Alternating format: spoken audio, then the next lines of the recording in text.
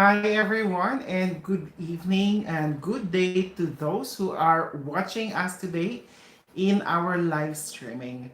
On our topic that I have posted, we will be talking about another immigration program, which is very new, just launched, and it is called the Rural and Northern Immigration Pilot Program.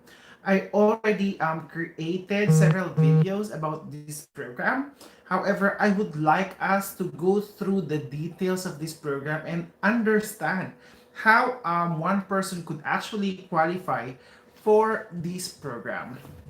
And the thing about this program, it's very new, and definitely when there's a new program, it's very good to take advantage of it because, of course, there are not much of applicants who are actually showing interest in that program. So the possibility is that those people who have those who actually launch or process their application the earliest, the better chance of getting in because the competition is very less, and that's gonna be a very good opportunity for people to come and immigrate here in Canada.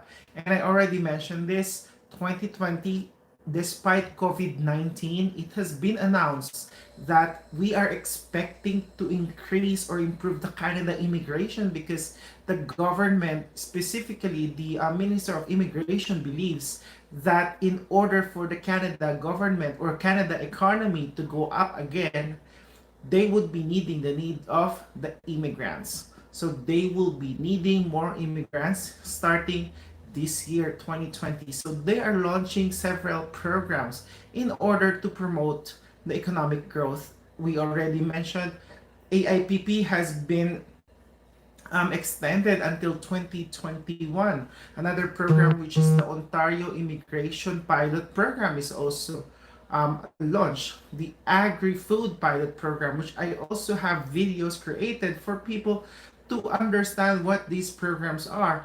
And several provincial nominee programs are being created or being relaunched in order to make way for the improvement or for the increase of the immigration here in Canada.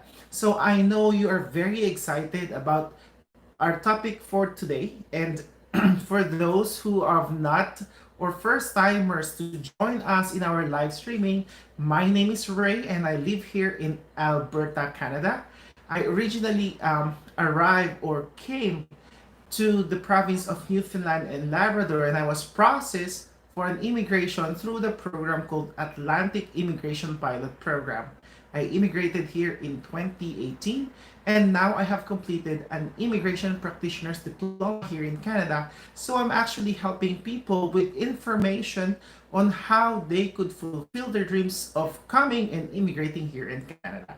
So if you have any questions or comments, I would suggest to please put that in our comment section down below or join our chat so I could read, and if I know the answers, definitely I'll provide you the answers. If not, we will check online so as much information that I could give to all of you.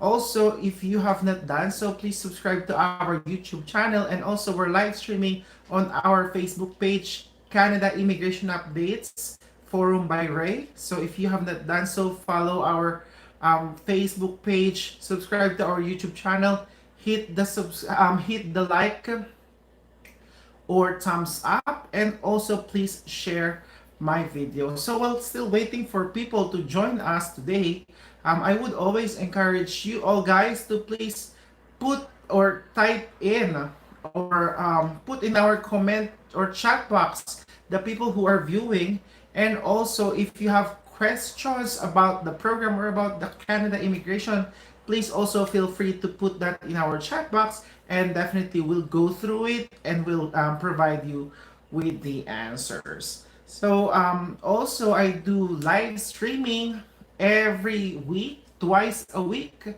So for those people who have not joined us or not sure of our schedule, I do it Alberta time, Tuesday and Friday night, 11 p.m. While in the Philippines time, that is Wednesday and Saturday, 1 p.m. So please make sure that you join me every time so we could actually clarify or provide answers to your questions. Our last videos or live streamings were all focused on this program, AIPP, or Atlantic Immigration Pilot Program. But today, the program that we will be talking about is the Rural and Northern Immigration Pilot, which is also a very exciting program for all of you. I'm not sure, or hopefully you already have watched the previous video that I have uploaded, which is also Rural and Northern Immigration Pilot, where I actually explained the step-by-step procedure on how people could apply and process their application and look for a job as well, specifically on the town or rural province or rural town or Timmins in Ontario. I also went through all the job openings in that town.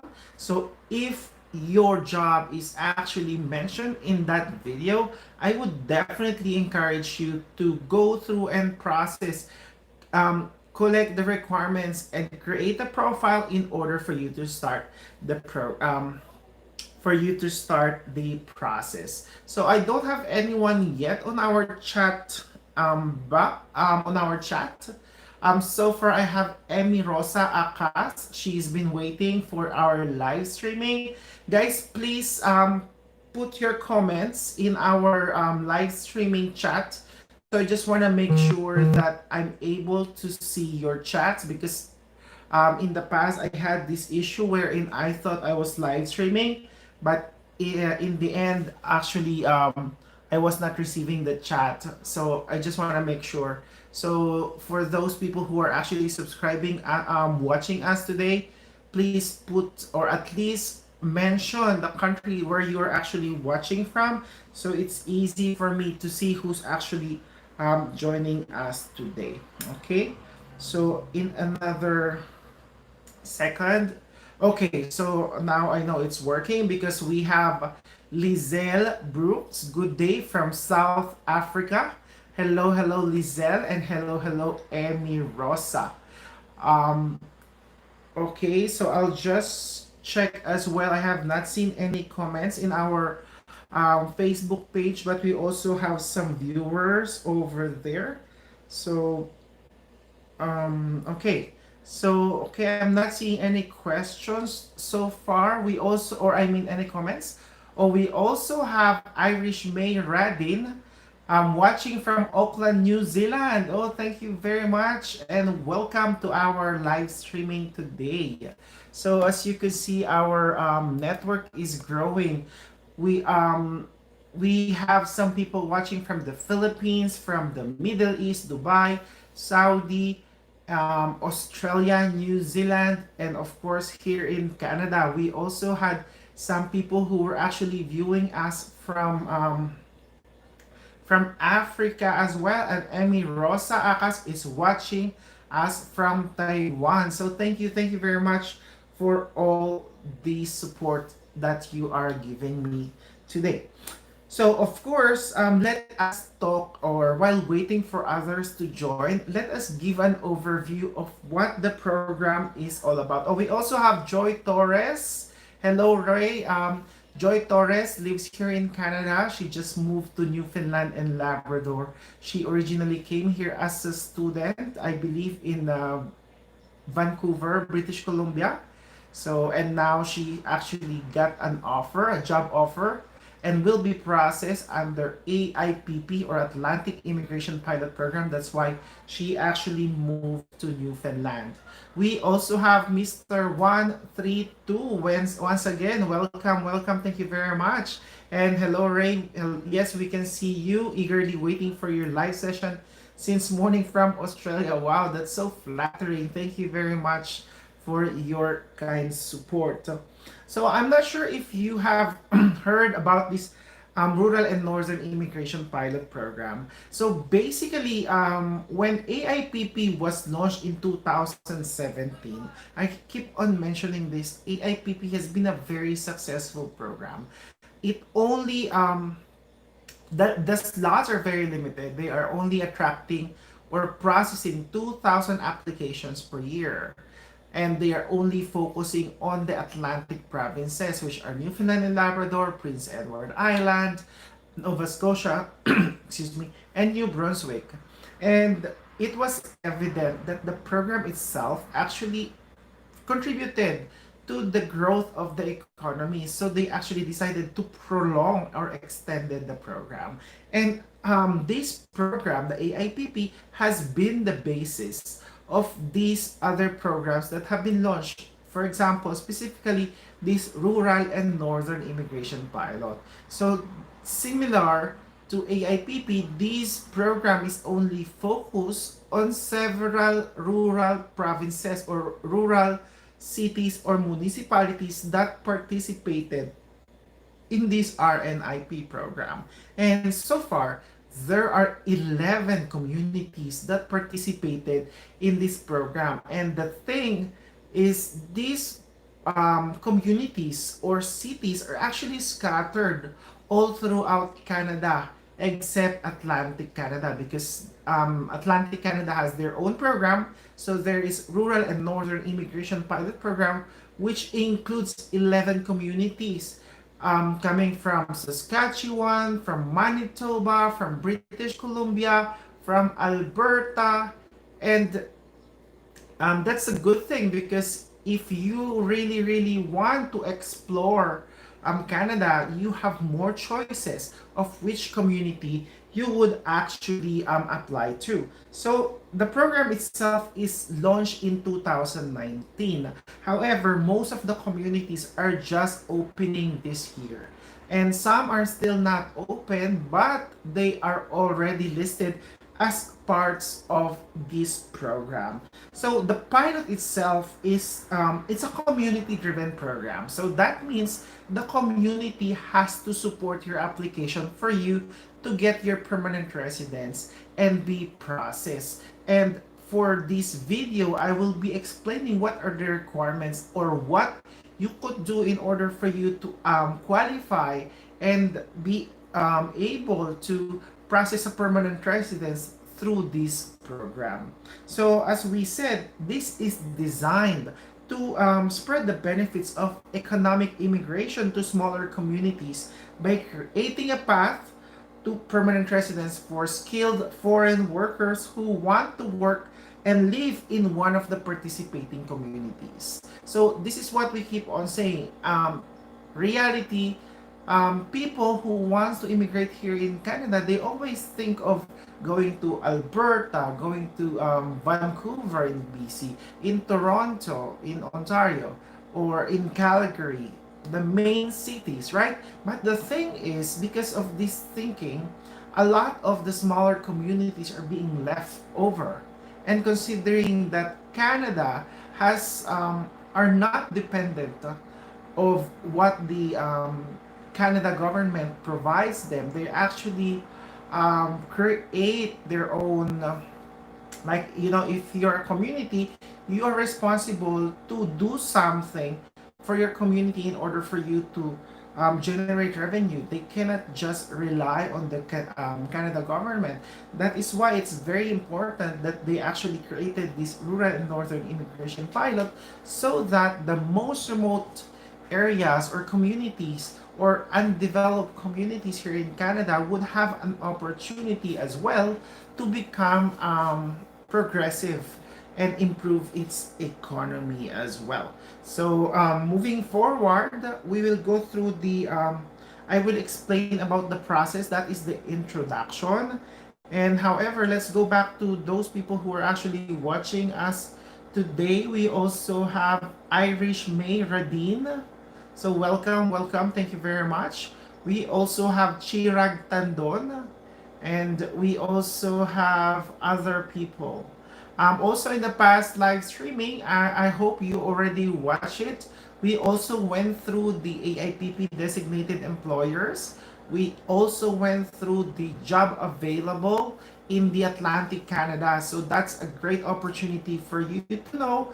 And if you're very much interested and you hear that your job niche or your experiences are actually mentioned there, as an in-demand job, that is also your opportunity to start exploring opportunities and directly send your application to the employers. Okay, so the Rural and Northern Immigration Pilot Program, as I've said, there are 11 communities that are participating.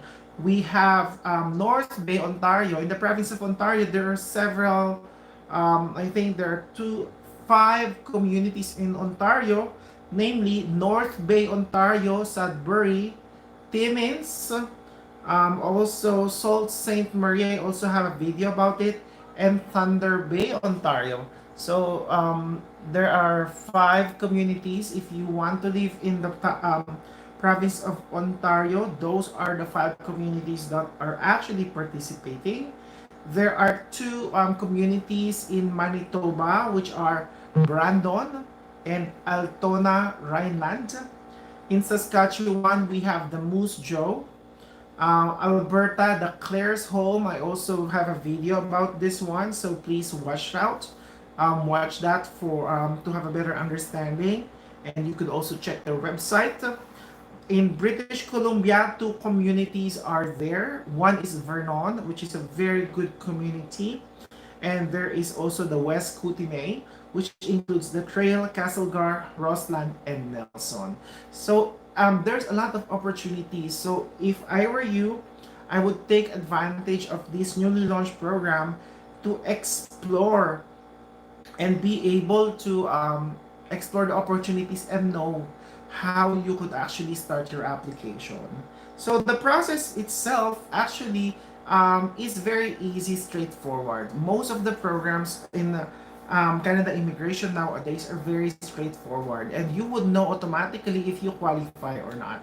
Because I know a lot of people are still thinking, oh, do you need an immigration consultant to decide whether to tell you whether you're qualified or not?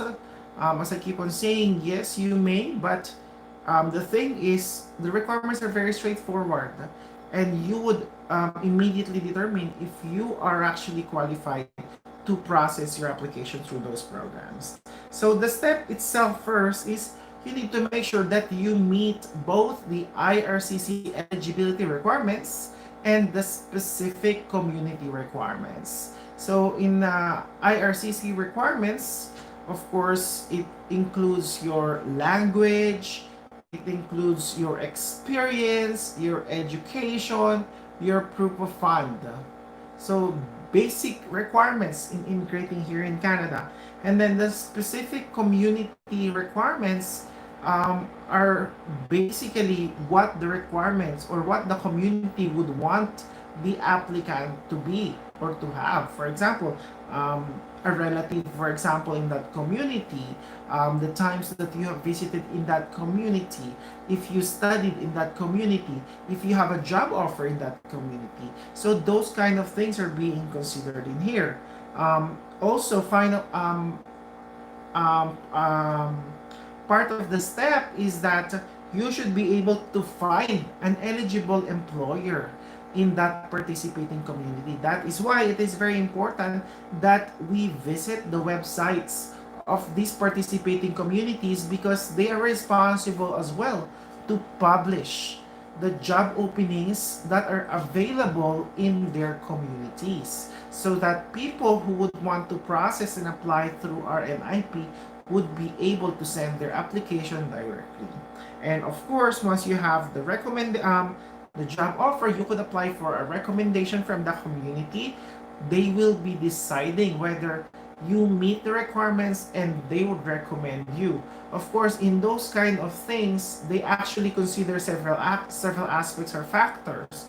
For example, do they believe that you would actually intend, or do you intend to genuinely stay and live in that community, or you are just thinking of using that program as a backdoor or an entry point to come and immigrate here in Canada, and afterwards you move somewhere else, right? So those kind of things are being assessed by the community whether they would actually recommend you for a recommendation. And once you have your recommendation, then you could start the completing your requirements, putting them in an envelope, filling out their application, and sending them for you to apply for permanent residence. So now let us go through first what are these IRCC eligibility requirements, and let us go through them one by one so you would know if you meet their specific requirements. Okay, so before that, I'll just check some people. Okay, to be honest, I don't know why I'm not seeing comments in our Facebook page channel live streaming. Maybe it's because I don't know. To be honest, anyways, I'll go through some of the people who has joined us as well. We have Hedison Vargas. Good day, brother. Okay, before we go through your questions, let us just go through the requirements so people would actually understand if they actually meet the eligibility requirements. Okay, so first, you must have a qualifying work experience, or you should have graduated from a publicly funded post-secondary institution in that community. So this is what people keep on asking me. Oh, is it okay that my job experience today is not similar to the job that I would want to apply for this program? Yes, it is possible because the requirement is that you should have at least 1 year of work experience within the last 3 years.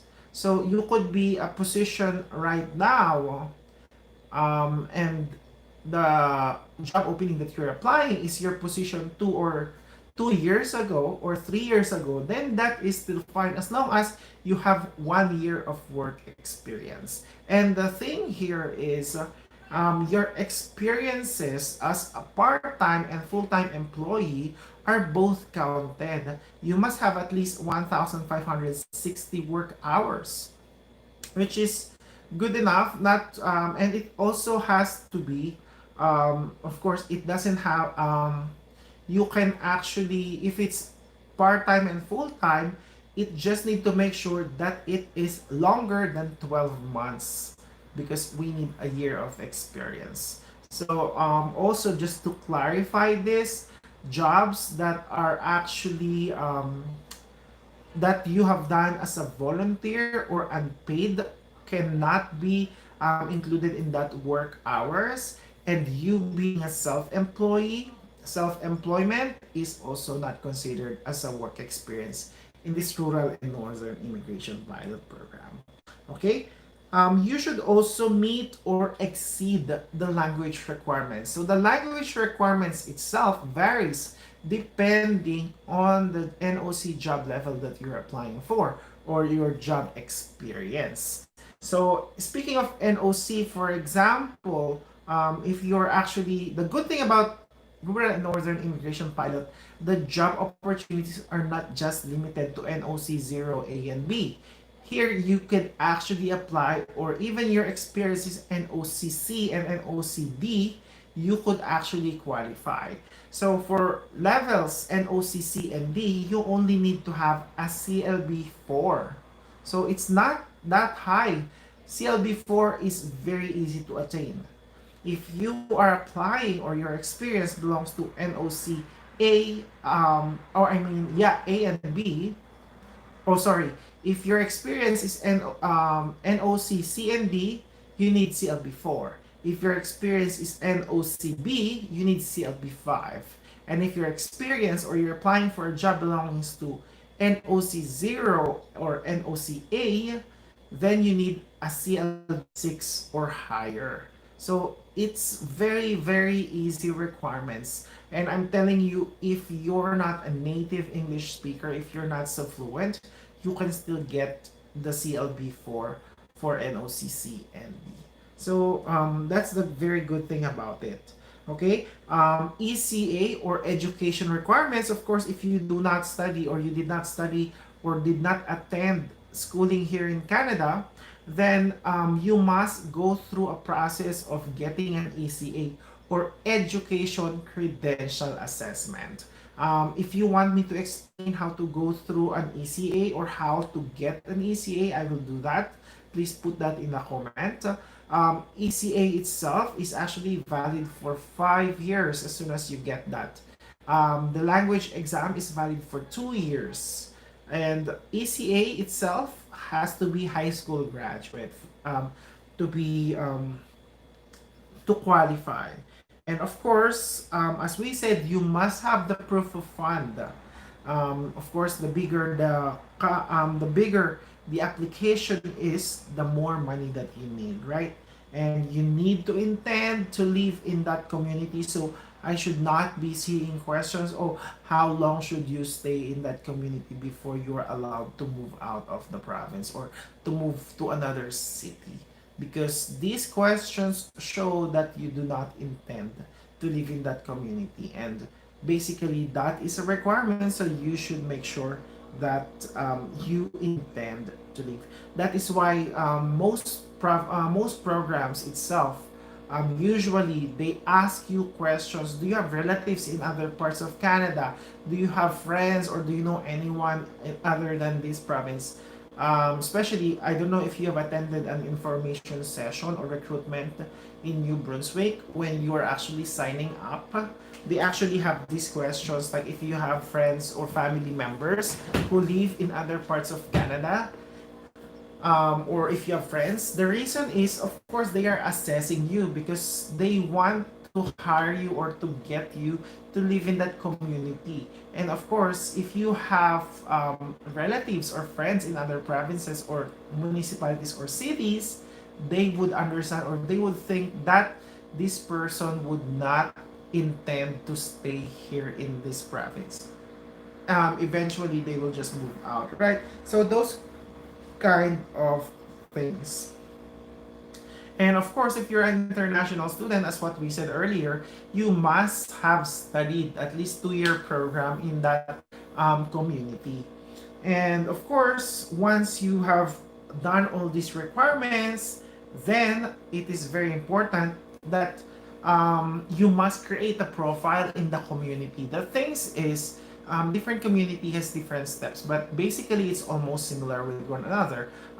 Other communities would actually require you to create a profile in that community, while others would not need you to create a profile. Instead, they would ask you to apply for jobs directly. So that's why we actually have the websites of its specific communities. So they could actually, or applicants could actually visit them. So that's why people are asking, do you need a job offer in order for you to apply or to start your application through Rural and Northern Immigration Pilot Program? The reality is you do not need immediate job offer because that is in the step-by-step process, right? You need to make sure first that you meet the requirements, and after that you should start applying for the job. That is why it's very important you visit the websites and job sites specific to that province or to that community, because they are actually posting the jobs in order for you to apply. And the good thing about it is because your the rural and northern immigration pilot, the employers do not have to be a designated employer. They do not have to provide you an LMIA. They do not need LAMIA on this program as well, right? It's similar to APP, it's LMIA exempted. So what you need to do is to look for an employer, check the website, and if there's a job that is similar to what you're doing right now, send your application. So the better you have your ECA, the better you have your IELTS or other language results already. You could include that in your application. So the employers would know that, oh, it's faster. It would be faster if I'm thinking that this person is very much interested to apply for the job, then it's very easy for the employers to process, because some employers are actually thinking that if the applicant doesn't have the minimum or the basic requirements, it might take them a while to process this, because as all you know, other countries takes or prolongs the process, right? Getting an ECA, for example, getting an IELTS, and sometimes the employers are not sure yet whether you would be able to meet the language requirements or not. So they don't want to waste the time interviewing a person, and then afterwards they would find out that when you got your ECA or your language exam, for example, that is below to what is required, right? So those kind of things. So I always encourage people to always think advance or work advance before the employer asks for it. It's better that you have it already, right? So it would be an advantage for you as well, and considering the competition in the market. So of course the preference always go to those people who have their documents readily available. So always keep that in mind. So once you get a job offer, then the employer would actually send you the offer letter. You would need to sign the offer letter, and then of course once you have that, you could start applying for a recommendation. Where do you send the application for recommendation? It has to be sent directly to the community itself, and then the community will assess, oh, this applicant has the intent to live here, can sustain, it has ties to our community, these and that. So those kind of factors are being evaluated, and when they think or when they believe that this applicant is actually qualified and has the intention to stay in the community, they would not actually um,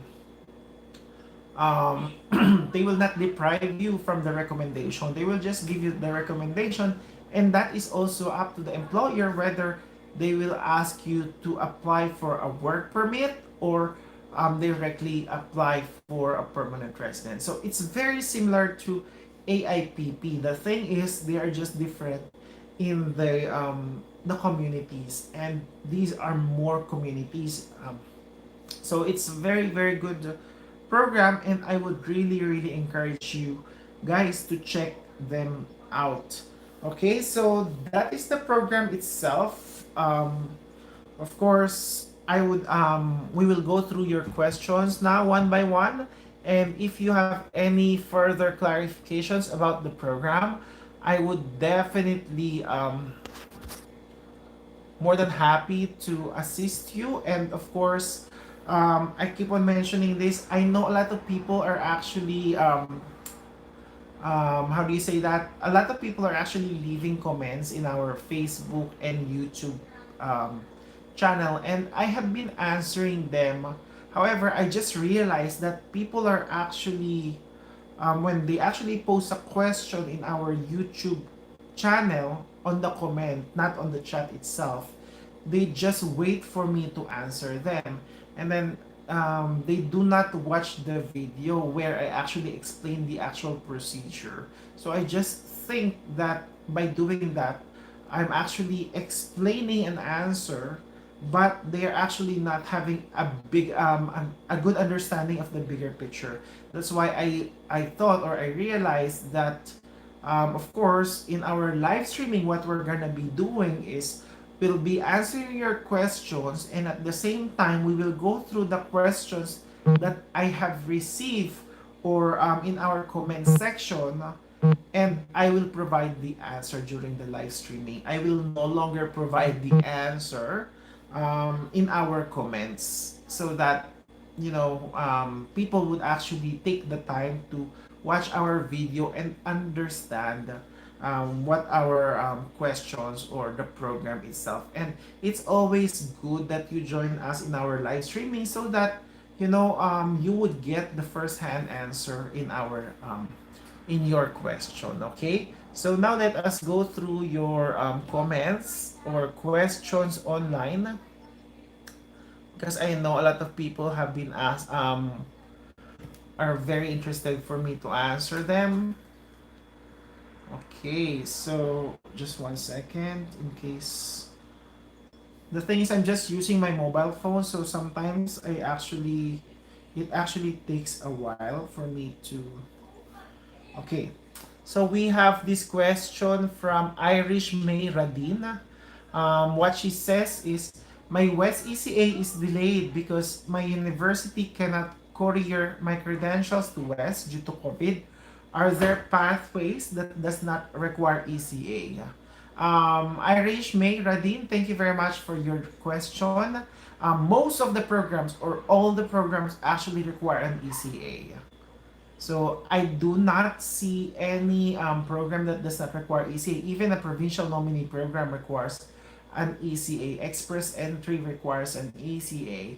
RNIP requires an ECA, and AIPP also requires an ECA. OINP, all the programs actually requires an ECA because obviously Canada government wants to make sure that the people that they're actually bringing here in the country are actually the most deserving ones.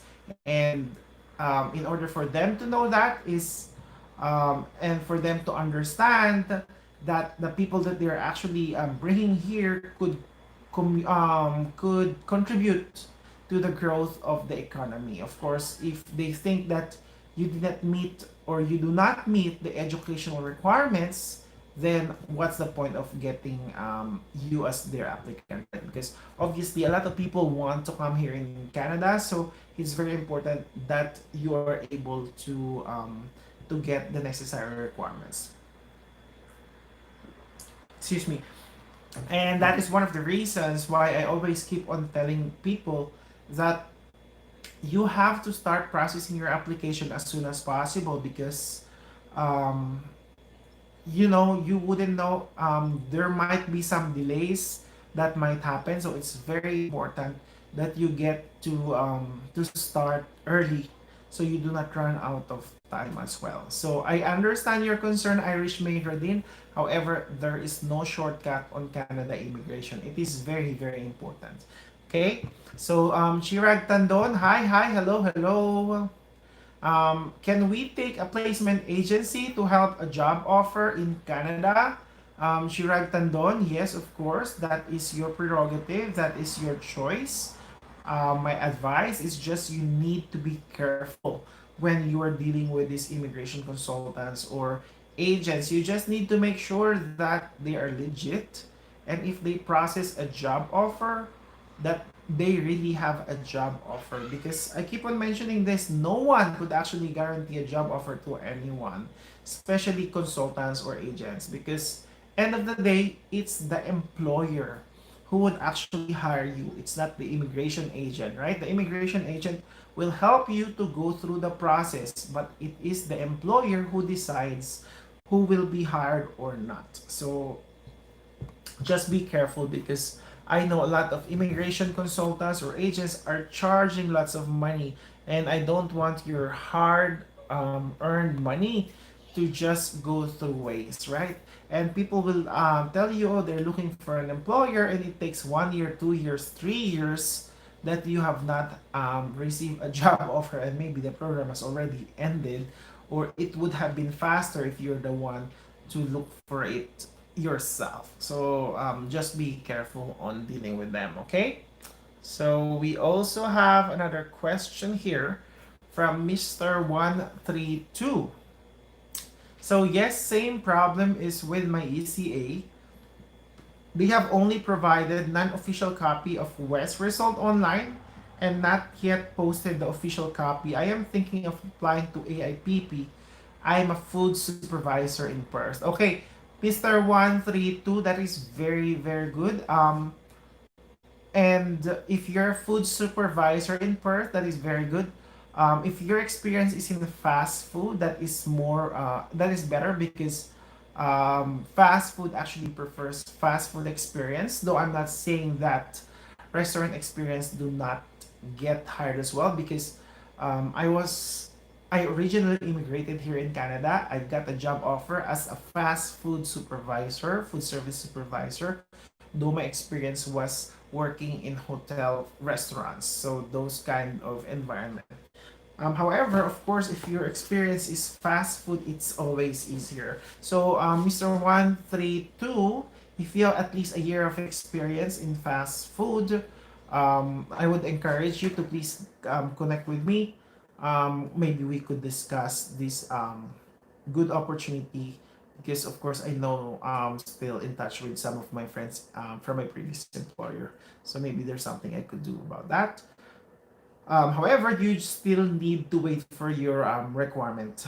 Also, there are other, I believe there are other designated institution that does ECA. And if I have not mistaken, the ICES is an institution who actually accepts an email transcript and diploma from the university, as long as it has to come from the university email. Okay, it has to come directly from the registrar email. Okay, so that's what I understand.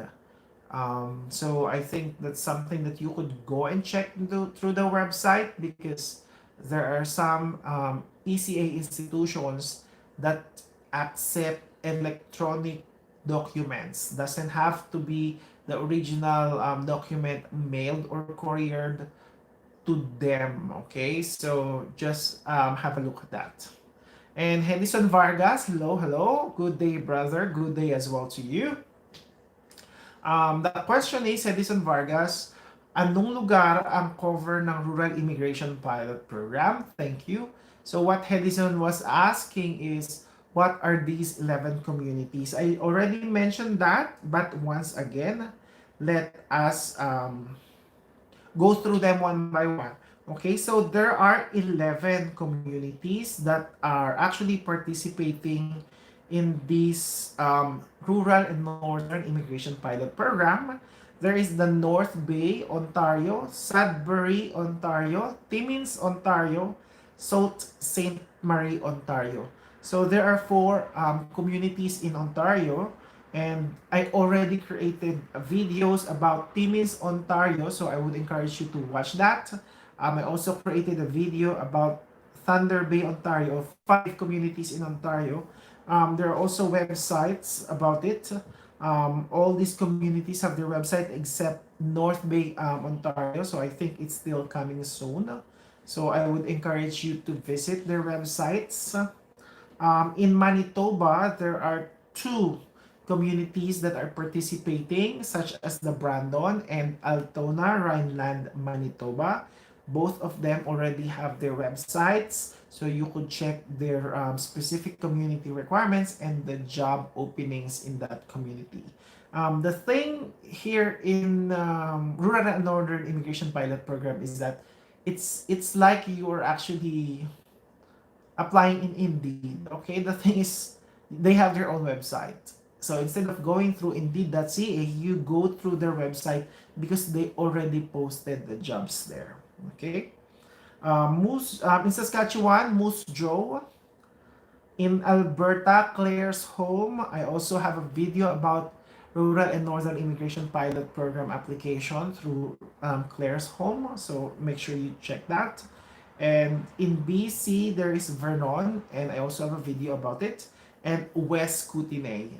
And Trail, Castlegar, Roseland, Nelson. What I would encourage you to do, guys, is to make sure that you go through the website of the community and understand as well what this community is all about, because some people are just thinking, oh, yesterday I was actually chatting with one of our followers or members in our Facebook group, and what she's telling me, or what she's asking me is, because currently her husband actually studies in Vancouver in BC, and then she's asking about an opportunity to find an employment in Atlantic Canada to be processed in Atlantic immigration pilot program, which I said yes, of course that is good, because they actually came here in a student visa, but apparently the husband's college does not sponsor or does not process, or is not entitled to get a postgrad work permit. So in short,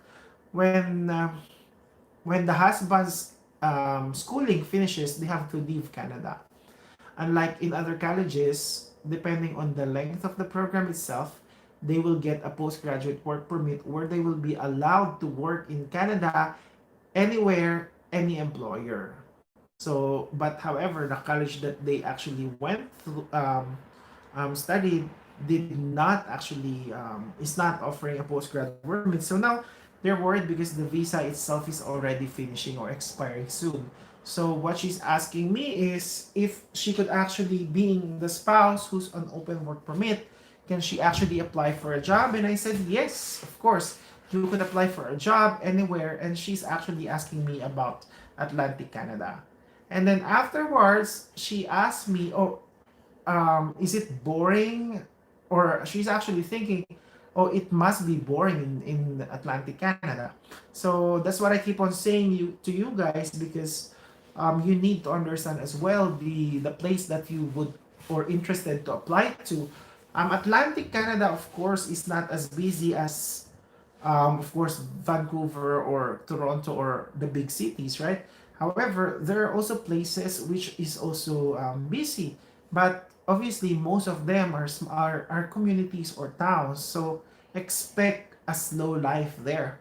And what actually she's telling me is she's in Vancouver and she found the life in Vancouver already boring. And so I was telling her, if you're already in Vancouver and if you think it's already boring there, moving to the Atlantic province might not be suitable for you as well.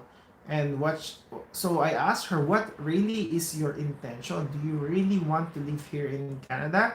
Or, what are her priorities? And she keeps on telling me that it's also very important that you have this life and this so on and so forth. So I said, no one is actually forcing you to live or to immigrate in Canada. It's your choice. So you also need to decide whether Canada is for you or not, right? So those kind of things you also need to consider when you're actually applying to these programs. And that is why I keep on mentioning you need to understand the program that you are applying to. You don't just go and ride the bandwagon, right? Because I know a lot of people are always thinking, oh, AIPP is very good. A lot of people immigrated in Canada, but the thing is, they do not know about AIPP. People are asking about expression of interest in AIPP. So it's very important that you have at least the basic understanding of what the program you are interested to, or at least you know your basic requirements, because that is very important when you're actually applying for something, right? So that is my comment, and I hope that it helps as well. So, Hedison Vargas, need pa ba ng ECA at IELTS sa Rural Immigration Program? Thank you, Hedison. What Hedison was asking is, does he need an ECA and IELTS to qualify for the Rural Immigration Pilot? Yes, that is one of the Ircc eligibility requirements. So you need to make sure that you have them processed. Okay. Emmy Rose Aka, sir, please explain to us the procedure of ECA. Thank you in advance. Okay, thank you, Emmy Rose Akas. So, I would be very more than happy to explain that. I have video created about ECA, but I'll give you a short explanation, and if you don't understand it, I would encourage you to visit the video. So, ECA itself, there are several ECA assessing organizations, designated assessing organizations, right? So we have the WES, which is one of the very, very common organization, World Education Services. I had mine assessed by ICES, International Credential Education Services. I think that's what they. There is also ICAS, there is IQAS, so several different organizations. You just need to choose which one you want to process your ECA. So there are some procedures that might be different, but they're almost the same with one another. First is you need to create a profile. You need to go to their website. So if you choose, for example, WES, you need to create a profile. It's like you're creating a Facebook account, right? So it will ask for your name, your address, this and that. What is the purpose of this ECA for? Is it for immigration, or is it for for studying something? So those are the choices. Of course, you need to choose for immigration. You need to fill in the forms online, your name, your personal details, basically. And then some institutions will actually ask you to scan and upload a copy of your diploma if you have it, while others you don't have to. And then, of course, it will, in the end, it will actually divert you or direct you to a link where you could pay online. So you have to pay online, and once you have paid, they will send you an email how you would actually proceed next. So the email is something that a confirmation, for example, that you have paid, and an email that you could actually show to your university or college or school where you went in order for them to start processing, or it's like an instruction telling your college, for example, that you would be needing or they would be needing to send the institution, for example, West, a copy of your transcript, a copy of your diploma. It has to be in English language. So basically, it's just the procedure, what's gonna happen next. So once you receive that confirmation, you have to print that and bring that to your college. You have to request for at least a certified true copy of your documents, such as your college diploma and transcript of records. And if these documents are not in English, it has to be translated. Okay, it has to be translated. So basically, you need to make sure that your college or your university understand that if it's not in English, they have to translate that and they have to send the document. So there are two choices. Others are very strict. As I mentioned earlier, these designated ECA institutions can actually accept documents, electronic documents that have been emailed to them directly by the university or college. They could actually receive as well documents through courier or mail, but it has to be on a sealed envelope, sealed by the university and never opened. So that means the university or the college itself directly sends the documents to them, and some institutions allow as well the candidates to send them to them. So meaning the candidate will get their documents from the school, it's on a sealed envelope, and the applicant mails the requirements or the documents to the ECA designated institution. So, however, there are some ECA institutions that do not accept the third option. So it's either electronic or the university or college sends it directly to them. And then once the institution actually receives that, it takes them maybe 2 weeks or a month to process, and they will assess. Of course, they have list. They have a very very wide range of information about different universities, colleges, and schools worldwide. So they will assess that, and there are several. For example, if you're a graduate of for example, UP UST in the Philippines, UP UST Ateneo LaSalle, if you're a graduate of a 4-year course there, when they assess it, usually you get a bachelor's degree. But if actually it comes from other schools, college, universities, they might assess it as 2-year postgraduate program, which is still okay. So those kind of things. But of course, the designated institutions are the ones who are knowledgeable about it. That is their field. Once they have processed the assessment, they will mail the actual certificate, the actual ECA to your address. So that's one thing. Okay, so that is the procedure. And different institutions have their own ways for applicants to track.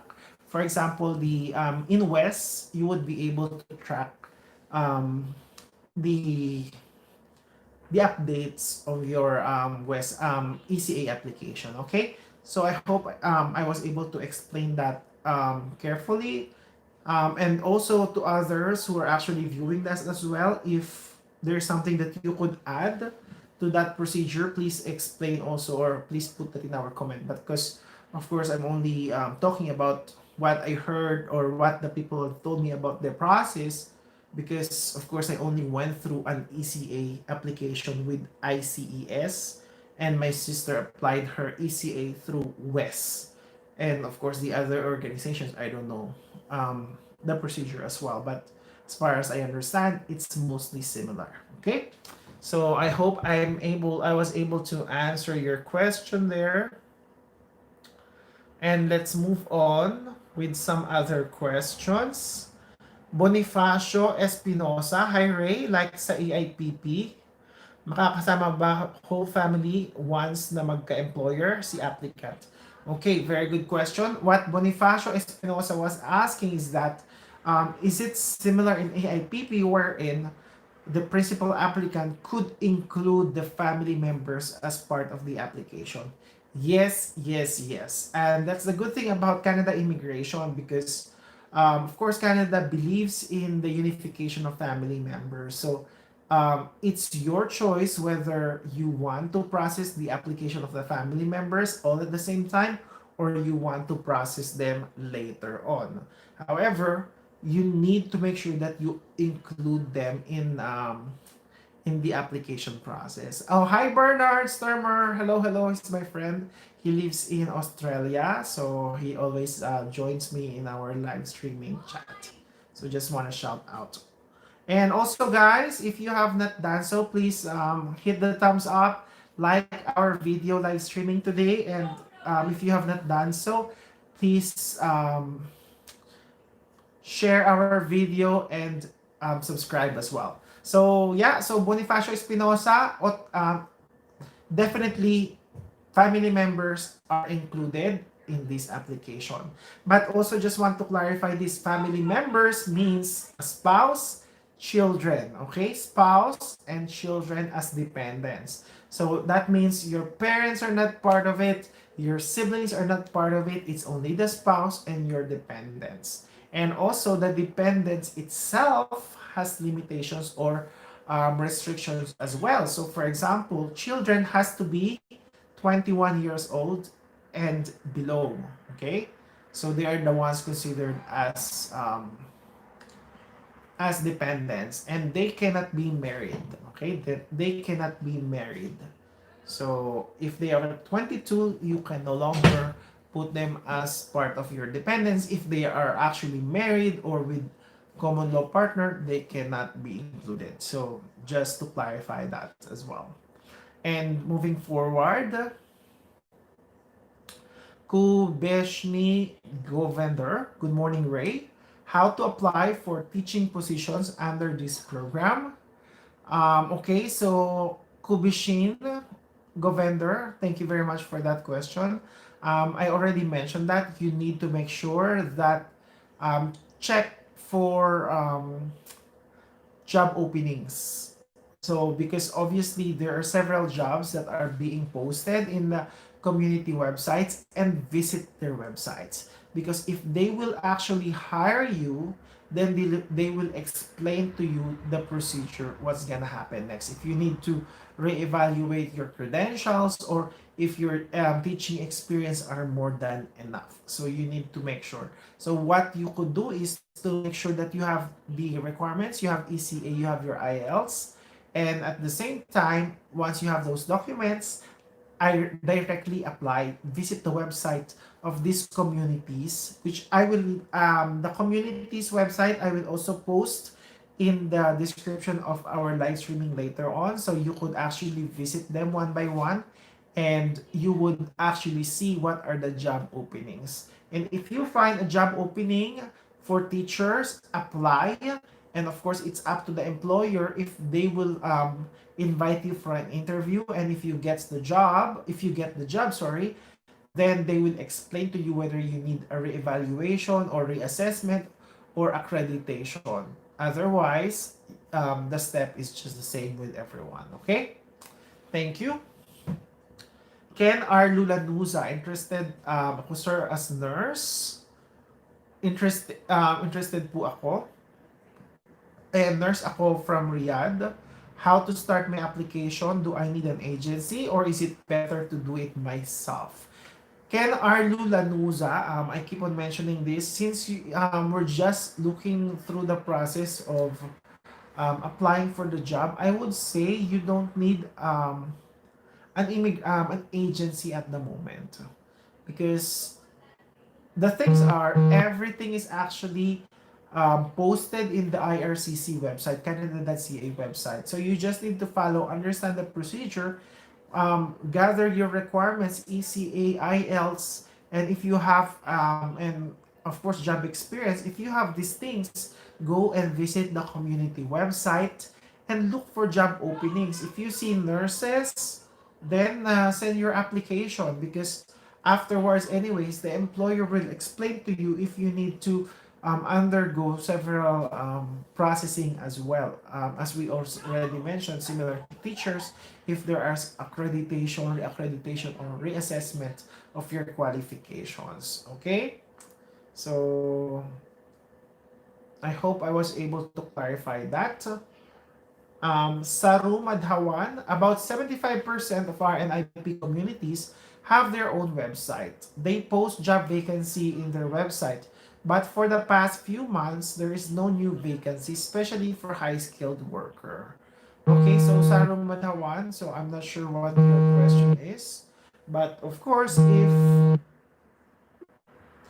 the employers or the communities are the ones responsible to post that. If it's not posted, then that means it's not needed. You could still check Indeed.ca and look for other job openings, but the community website itself is the official website where actually the employers should be posting their job openings. But of course, you are more than free to call the employers itself and ask if there are other openings. But at the moment, that is the community website is there for a reason, yeah? Because of course, that is one of the reasons why people get scam or anything, because they want to think of the shortcut. So that's why the government of Canada is also helping you to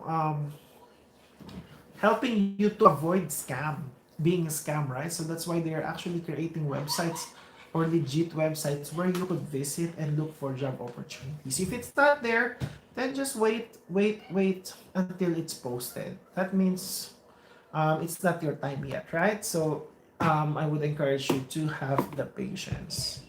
Okay, so moving forward. Otana. Bro, which one is better? Asking the college to send directly to West, or asking them to send to us, then we send it to West? As I'm worried there would be delay in the college admin. Thanks, bro. Okay, Otana, for me, for example, what I did was I actually instructed my university to send it to them. Some universities already, or some universities or colleges or schools already know what to do, because imagine that, or think that you will not be the first applicant that asks for an ECA. Usually, especially if it's colleges, um, a lot of people already have done through that process even before you went to them, right? So they already know what to do. And for me, as I've said, it is your choice. If you want the process to be fast, you need to do consistent follow-ups as well, because yes, some colleges could delay the process, but it's up to you to follow up with them. And it's your choice if you want them to send the documents directly from them to the university, or if you want them to hand you the documents first. But also keep that in mind that not all ECA designated institutions would accept documents that have been handed to the applicant and the applicant sends it to them, right? So just be careful and make sure you are understanding that requirement. And Ibyang, hello, hello. Nice to see you again in our live streaming. Thank you for joining us today again. Coffee Asante as well. Thank you for joining us again. please, did you apply for the AIPP high skilled immigration or the intermediate skilled? So I applied for high skilled immigration because when I actually applied, I was a restaurant manager for that was in 2017. So I had nearly 8 or 9 years experience as a manager, as a restaurant manager. So I was processed through high skilled immigration. And usually, um, managers NOC 0 and NOC 8 are always high skilled. Intermediate skilled are NOC B and C. Okay? So, yeah. And then Bernard, thumbs up to you. Thank you very much. Hedison Vargas, pwedeng malaman schedule ng webinar natin para lagi akong makasali sa live. Thank you. So Hedison Vargas, thank you very much for showing interest in our live streaming. I do live streaming 2 times a week. And also in between, I upload videos, specific videos, but not live streaming about information about Canada immigration. Like last week, Saturday, or Sunday, I posted the video about Rnip in Timmins, Ontario. But our live streaming happens 2 times a week. If you're in the Philippines, that is Wednesday and Saturday at 1 p.m. Manila time. That is in Alberta, Canada, every Tuesday and Friday, 11 p.m. But in the Philippines, okay, so we don't have confusion, Philippine time, Wednesday, Saturday, 1 p.m. Okay, so thank you very much. And yeah, I actually send also a notification um, prior to doing the live streaming. So if you're a member of our Facebook page, Canada Immigration Updates by Ray, or if you're a member of our Facebook group, Successful in Canada Atlantic Immigration Pilot Program, I actually post the link there as well. Okay, and also other Facebook groups that I actually created. Pinoy Immigration to Canada, so that's for Filipinos. So it's if you're Filipinos and if you're more comfortable to communicate in Filipino or in Tagalog, that is the group that I would encourage you to join. So because I know in our Facebook group Successful in Canada Atlantic Immigration Pilot Program, there's a lot of Filipinos who are actually posting comments in Filipino or in Tagalog, which of course, I understand that is our culture. We want to speak in our own language. However, I understand that there's a lot of people who don't speak our language. So I encourage or I recommend that people in that group speak in English so everyone could benefit in that group. So if you want to speak in Filipino or Tagalog, I encourage you to please join our Filipino group called Pinoy Immigration to Canada. So yeah, so we could actually talk in our language, right? So thank you very much for that. Ibiang, I heard AIPP is closed for any application. Is it true? No, not true. AIPP is open. Okay. Saru Madhavan, I have contacted to Altona Rhineland community, which is mentioned at their website. The job application should go through seed.rpga, but it is not the same case in Kootenay region in British Columbia. Yes, that is correct, Saru Madhavan. So each community has their own websites. So as I've said earlier, Altona Rhineland, the website is www.seedrgpa.com. If you're talking about Kootenay region in BC, the website is https://wk-rnip.ca/. So of course I do not expect you to remember this. I will be posting the websites of individual communities so you could visit them after this live streaming. So you could actually see what are the specific community requirements and what are the job openings in that community. Okay, so that would be helpful as well. And similar to when I had the live streaming about AIPP designated employers, I also put the link in those videos. So it's very important. Okay. So I know you want more information and you want reference. So I will post this in the links as well. Okay. Thank you very much. F. Salvador Francis watching from KSA. Sir, thank you very much, Francis, for joining us today. Hedison Vargas, thank you. Thank you as well. Thanks, bro. Coffee Asante, is it difficult to get a job offer from outside of Canada for RNIP? The answer is there is no easy way to get a job, okay? So it's the same procedure. It can be difficult. It can be, always think it's difficult. If it's easier, then you're lucky. But it's always difficult. But I do not discourage you that because, of course, always keep that in mind that getting a job is difficult. Because if you think that it's easy and eventually you have difficulty getting a job, then you would be discouraged, right? So always think of the worst. It's difficult because in reality it is really difficult. Even getting a job in your country, for sure, jobs are not just handed to you, right? You have to work for it. And considering that a lot of people are interested to come and immigrate here in Canada, the competition for jobs are really, really high. So I want you to set your minds already that it's not easy to get a job, but it is possible. Okay, I was able to get a job from outside of Canada. I know a lot of people who got a job from outside of Canada.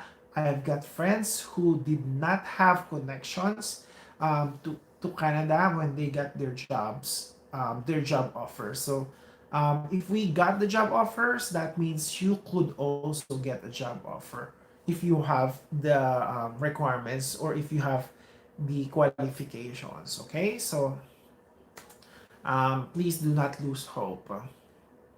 And then Ibiang, thank you. God bless and more subscribers pa and God bless sa exam. Thank you very much, Ibiang. My exam is on August 9. I need to start reviewing as well. Also last night, I spent the night in Camrose, which is an hour drive from here in Edmonton, because I think I already mentioned this 2 weeks ago or last week, right? I went there for an interview and I was hired. I got the job. So I'll be starting next week, Monday. I'll be working there as a food and beverage manager in a casino resort. So yeah, thank you very much for those who prayed and I went when I was going through that interview. And that was a very good experience as well. Okay. And maybe I would also create a video about common interview questions that employers are actually asking during interview. So for those people who have not done interviews or not much of interviews in the past, I think that's something that you could prepare because most interviews are the same. They just questions are similar, right? It's just a matter of rephrasing or different forms, but similar. So I think that's something that I could share with you all. So, Saru Madhawan, thank you and you're welcome. Honey Roberts, hello po sir. Watching from Dubai. Okay, we have people from the Middle East now. Francisco Sitre, thank you again. Hello. Thank you for joining us once again. Hi Ray, this isn't related to RNIP. How difficult is it to get your postgrad diploma while having a full-time job? Okay, are you talking of coming here in Canada as a student? If you could clarify that, Francisco Sitre. However, because the thing is, if you're actually a permanent resident or Canadian citizen here in Canada, you could actually do part-time studies, right? Because that is your choice because you already have the authorization to stay, work, and study or live here in Canada. But if you will be processing or applying here as a student, of course, your priority is to study, not to work. So if you're a student here, postgrad diploma, for example, you can only be allowed to work a maximum of 20 hours a week. So you cannot have a full-time job if you're an international student here in Canada.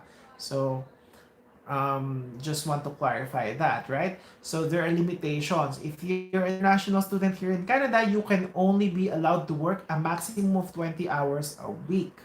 So the priority is the studies.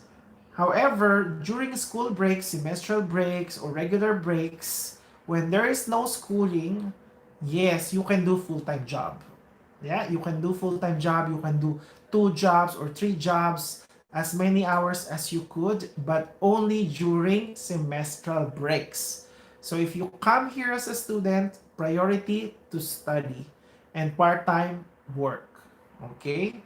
So that's the thing about it. Okay? Honey Roberts, congratulations to your new job. Thank you very much. I appreciate that. Francisco Sictrino, I'm talking about your experience. I'm currently applying for PR but planning to take postgrad diploma while working. Want to know how your experience was. Thanks and God bless. Okay, because there are different programs and there are different modes of teaching as well. Like for me, for example, my postgrad diploma is actually online. So basically, it's easy because you have choices whether you want to take one course, two courses, or three courses at the same time. Because for me, I was working as a manager. It's also very expensive, right? So I can only afford one course at a time. So it took me a year to finish that. But of course, in others, they could finish that in 3 months or 6 months. And my thing is in online learning or online courses, you are given a time frame. For example, you are free to start the course and you need to make sure you are just given a deadline. For example, for this week on Wednesday you have to do this assignment. This is on due, and then on Friday there is a quiz, and this one. So you have your own pace, right? You can work on your own pace. So that is my experience as a student online as a learner. But of course, in others, there are actually like night classes, I believe. So those are the things also that you need to consider. Okay, so you need to choose a program that would actually best suit your schedule.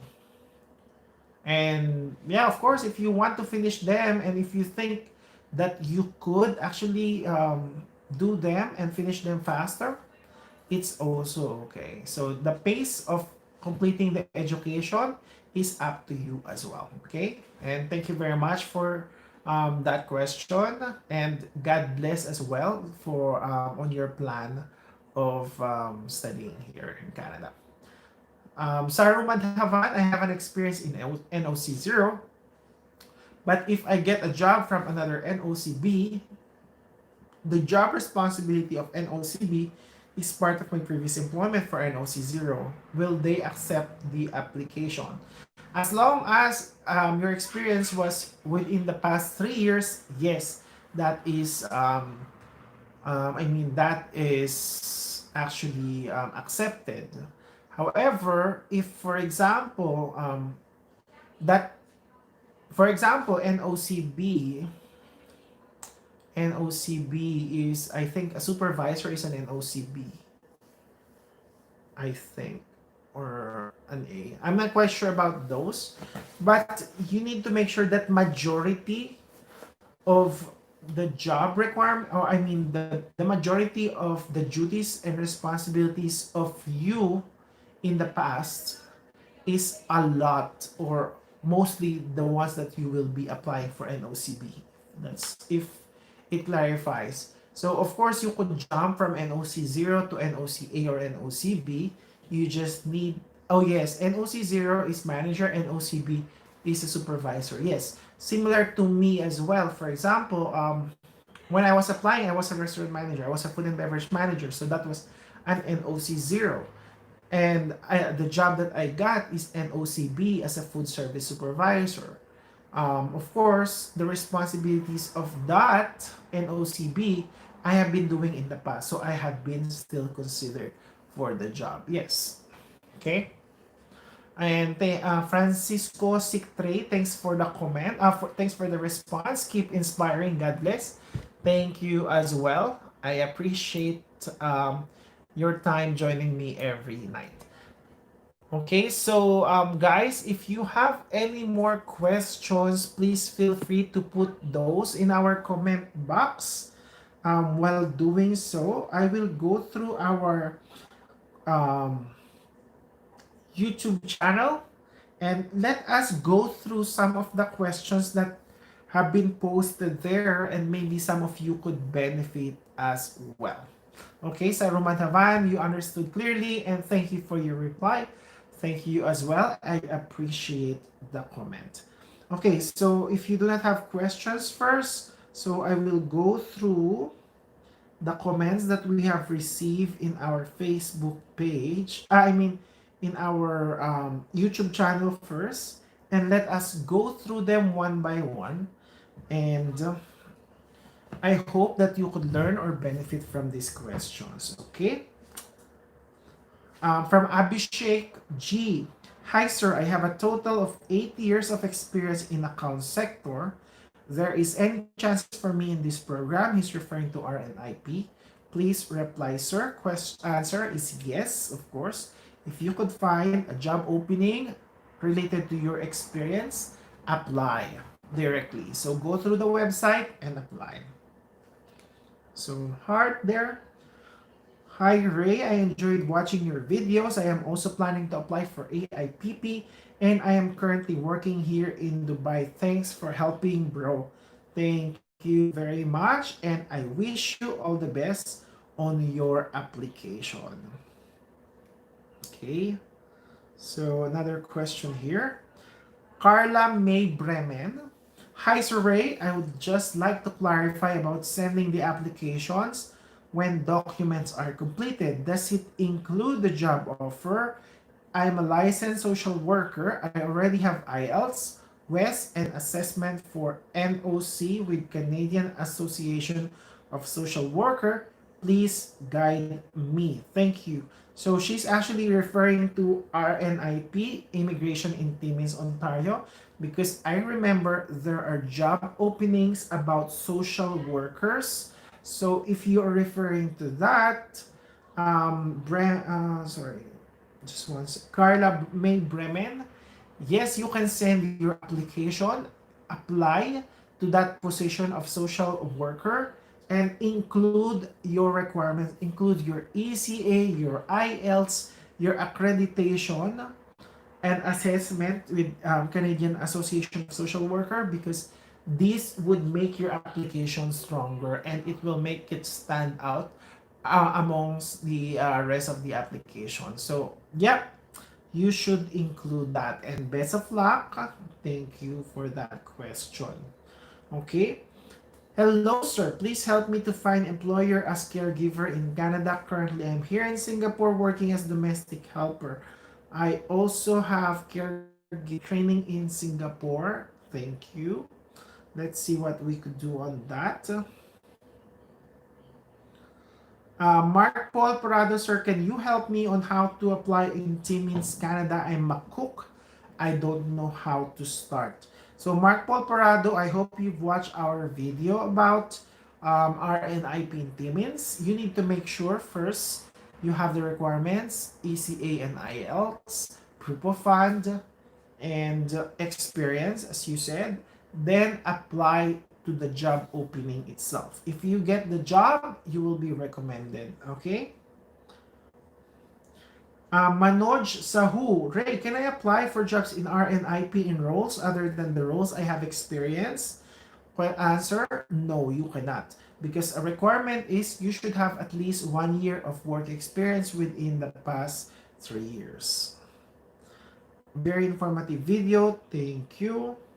Jean Cordero, God bless your exam as you could help more aspiring immigrants. Thank you very much. Okay, hello Ray. Have been applying for from Marshall Carter. I have been applying for several jobs but no response in AIPP and OINP. Is the delay related to COVID-19 or what? I have Canadian style resume and cover letter. I do not know if there is something I'm doing wrong. And also you said you must be in the community with the job. What if outside Canada? I never mentioned that you have to be in here to apply for a job. Of course, you have to apply while you're outside of Canada because obviously. I created videos about tips on how you could apply and get a job offer from AIPP designated employers. Please visit that.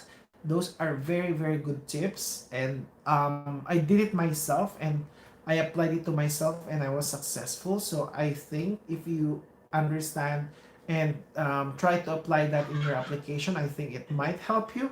I also created a video about how to write a Canadian format resume or CV.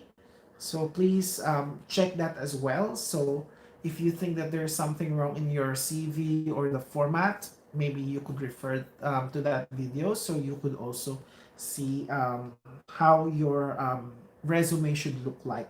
So it would actually match our or match the requirements, okay? And other questions. Guys, if you have more questions, please, I'm still here. Write it down and put that in our comment sections. I could not access your comments in our Facebook live streaming, so I don't know if there are people who's actually, if there are actually people who's actually putting comments in that. Now let us go through our Facebook group, Successful in Canada Atlantic Immigration Pilot Program. If there are questions over there.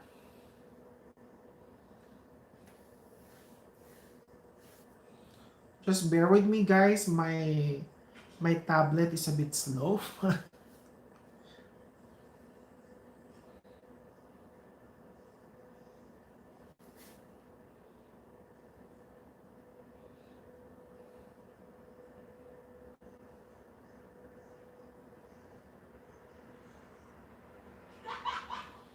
Okay, my tablet is so slow.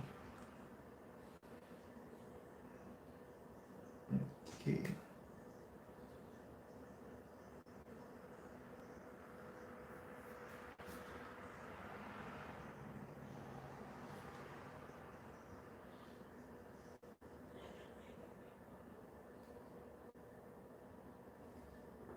Could not access it.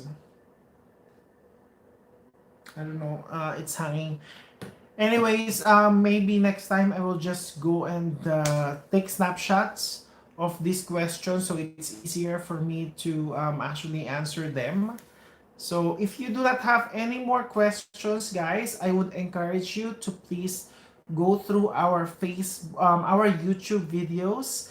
I created several videos about Canada immigration, different updates, different programs, tips on how you could actually get an employer applying for a job, AAPP designated employers, rural and northern immigration pilot program. I also created a video about how to format your resume or CV in a Canada standard format. I also created videos about how beautiful Alberta, Canada is. I encourage you to please visit those videos so you would be more inspired to come and push for your dreams of moving here in Canada. So if you do not have any more questions, I thank you for an hour and a half of joining me for an hour and a half of this live streaming. I appreciate that. I appreciate your time and I appreciate your usual support. If you have not done so, please subscribe to our YouTube channel and click the thumbs up and share our videos. See you next time and thank you. Have a great day, guys.